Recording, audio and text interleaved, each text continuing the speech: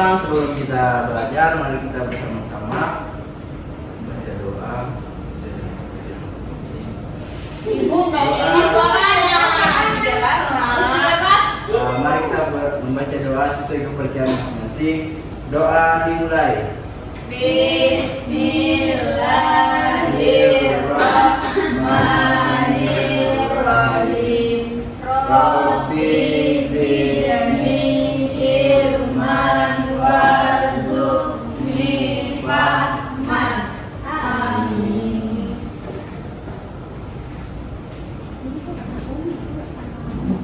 Nah, anak-anakku sekalian, Ibu absen dulu ya. Ibu. Indriana. Hadir, Bu. Nabila Salsabila. Hadir, Bu. Muhammad Yanto. Hadir, Bu. Sri Rahayu. Hadir, Bu. Sulfiana Jasman Batubara. Hadir, Ibu. Rana Cemala. Hadir, Bu. Afni Sapitri. Hadir lagi. Tidak hadir, kenapa? Nggak tahu, Bu. Nggak ada keterangan. Tidak ada keterangan. Ada yang tahu Afni di mana? Tidak, Ibu. Dari handphonenya cek lagi. Kalau Surbayu. Tidak ada juga, Ibu. Dan handphonenya di grup. Oh, baik. Semoga teman-temannya yang tidak hadir diberi kesempatan kembali ya untuk hadir di kelas ini. Amin. Ini tuh. 11, 23, 31. Yesus aku apa? Nah, pembelajaran kita hari ini yaitu tentang hak dan kewajiban. Siapa yang biasa mendengar kata hak dan kewajiban? Saya. Iya, oke, baik. Adapun tujuan pembelajaran kita hari ini yaitu menjelaskan pengertian hak dan kewajiban. Yang kedua, mengidentifikasi contoh hak dan kewajiban anak di rumah dan di sekolah. Yang ketiga, menunjukkan sikap tanggung jawab dalam kehidupan sehari-hari. Nah, sebelum memasuki materinya, kita melakukan briefing terlebih dahulu. Boleh berdiri anak-anak sekalian? Boleh, Ibu. Boleh. Terima kasih, nakku. Ibu di katiku. Ayo, Tangan diputar-putar, bertukar. Tangan diputar-putar, yang agak. Tangan diputar.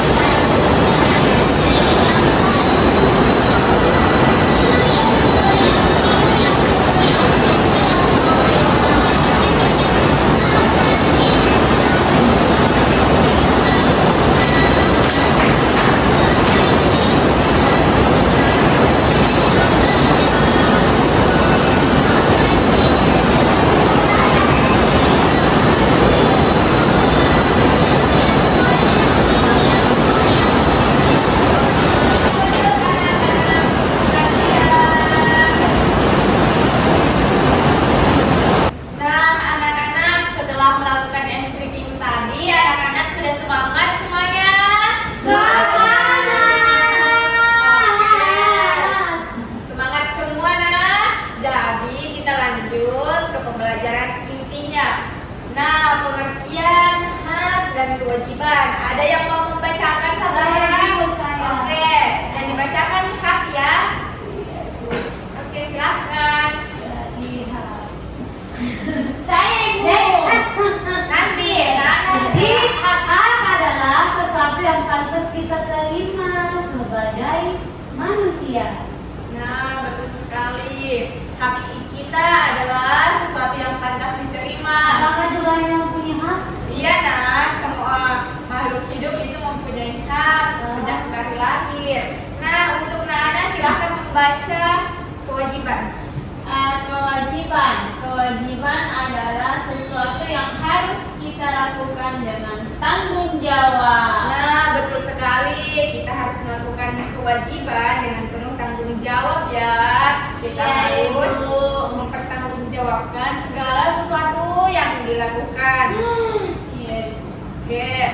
Nah, ini adalah contoh hak di lingkungan keluarga. Contohnya seperti hak mendapatkan kasih sayang. Kita dilahirkan orang tua sudah pasti mendapatkan kasih sayang sejak dari lahir, diberi makanan dan tempat tinggal. Kita telah diberikan makanan yang bergizi oleh orang tua kita sehingga tubuh kita tetap sehat. Iya, nak. Habis sholat. Iya, silahkan nak Rana. Habis aku punya sholat sendiri, bukan main dulu deh. Iya, silahkan aja. Ayo. Nah, untuk hak mendapatkan tempat tinggal, setiap anak itu mempunyai tempat tinggal masing-masing, entah itu rumah, kenyamanan dari orang tua, maupun dengan teman kalian, teman kelas kalian. Nah, yaitu yang ketiga, mendapat perlindungan. Semua anak memiliki perlindungannya. Semua anak memiliki kasih sayang antar orang tua. Ya, kewajiban. Ananda Haikal bisa yang membaca? Bisa Bu.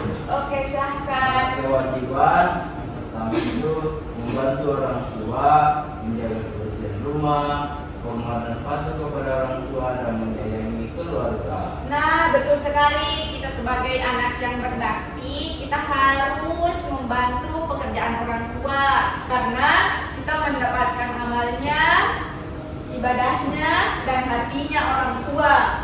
Menjaga kebersihan rumah, kenapa? Kita nyaman, tempat tinggalnya bersih, dan hidup kita menjadi sehat. Nah, betul sekali. Hormat dan patuh kepada kedua orang tua. Kita harus hormat kepada orang tua. Kenapa? Karena orang tua lah ya. Lupa Kak, kunci. Nah, bentar ya. Makasih Bu. Maaf ya. Nah, dilanjut. Ya. Nanti tuh lihat bibirnya Bu. Tidak, aku semangat. Oke. Semangat yang Boleh dilanjut? Boleh. Nah, patuh terhadap orang tua. Kenapa? Karena orang tua lah yang mengetahui di mana sisi lemah dan lebihnya kita. Nah, selanjutnya menyayangi keluarga. Kita harus saling menyayangi antar keluarga. Kenapa? Karena keluarga lah yang bisa menerima kita apa adanya. Dalamnya Bu. Nah, di lingkungan sekolah, Sri bisa membacakan haknya, contohnya. Kiri, mendapatkan bimbingan guru, memakai fasilitas sekolah, dan mengikuti kegiatan sekolah dengan nyaman. Nah, betul sekali, mendapatkan bimbingan guru. Semua anak yang bersekolah maupun yang tidak bersekolah harus mendapatkan bimbingan agar hidupnya lebih terarah. Memakai fasilitas sekolah, anak-anak membutuhkan fasilitas yang lengkap, yang nyaman, agar anak-anak merasa nyaman di sekolah. Sekolah pun dianggap sebagai rumah keduanya. Kemudian mengikuti kegiatan sekolah dengan nyaman, di mana kelasnya, sekolahnya bersih, bebas dari narkoba, bebas dari segala sesuatu Yang jahat Bu. Nah, betul sekali, yang buruk.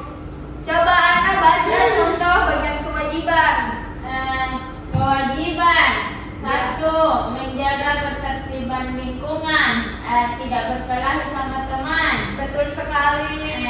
Kedua, ikut bergotong royong. Ikut kerja bakti kalau kerja bakti di sekolah. Iya. Tidak mengganggu apa tuh, Bu? Tidak mengganggu tetangga kelas. Oh, tidak mengganggu tetangga kelas. Iya. Bu. Ya, betul sekali. Bergotong royong bersama teman, tidak melihat temannya yang sedang bergotong royong sedangkan dia tinggal duduk. Iya, Bu. Itu adil atau tidak? Tidak. Iya, Bu. Nah, yang tahu saya, Bu. Cuma di situ duduk-duduk, kalau kita di situ bersihkan. Nah, sama dengan tidak mengganggu tetangga kelasnya. Kalau misalkan teman kelasnya belajar terus kita ribut, atau kita belajar teman kelasnya ribut, senang atau tidak perasaannya? Tidak, Bu. Tidak senang toh karena ribut sekali di sebelah Iya. kelas, Kak. Oke. Selanjutnya, contoh di lingkungan masyarakat. Contohnya yaitu hidup aman dan damai. Kita harus harmonis dengan tetangga-tetangga kita, masyarakat kita. Kita harus sopan, saling menghormati pendapat satu sama lain. Yang kedua, mengikuti kegiatan masyarakat. Contohnya gotong royong, musyawarah kecil, atau mengadakan arisan-arisan keluarga dengan masyarakat seperti tetangga-tetangga rumah. Nah, menggunakan fasilitas umum. Kita harus menggunakan fasilitas umum dengan baik. Tidak boleh memakai dengan semena-mena. Nah, contoh kewajiban di lingkungan masyarakat yaitu menjaga ketertiban lingkungan, ikut bergotong royong, tidak mengganggu tetangga. Nah, sudah dijelaskan tadi. Selanjutnya, siapa yang mau membacakan seksama? Oke, silahkan. Hak dan kewajiban harus seimbang. Artinya kita tidak hanya menuntut hak, tetapi juga melaksanakan kewajiban dengan tanggung jawab. Jika hak dan kewajiban seimbang, hidup jadi tertib, adil, dan rukun. Nah, betul sekali. Seperti halnya dengan roda yang berputar pada sepeda. Jika rodanya satu tidak ada, maka roda sepeda pun tidak akan bergerak. Seperti dengan hak dan kewajiban harus berjalan dengan seimbang. Nah, betul sekali.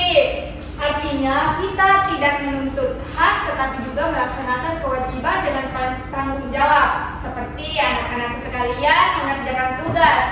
Kalian mau mendapatkan nilai yang bagus kan? Mau. Nah, sebelum mendapatkan nilai yang bagus, anak-anak sekalian harus mengerjakan tugasnya dengan baik, dengan benar, dengan tekun, disiplin. Jika hak dan kewajiban berjalan dengan seimbang, hidup akan menjadi tertib, adil, dan rukun. Nah, anak-anak sekalian, pembelajaran hari ini telah selesai. Kita tutup dengan doa bersama ya, dipimpin oleh anak Indriana. Mari sebelum kita pulang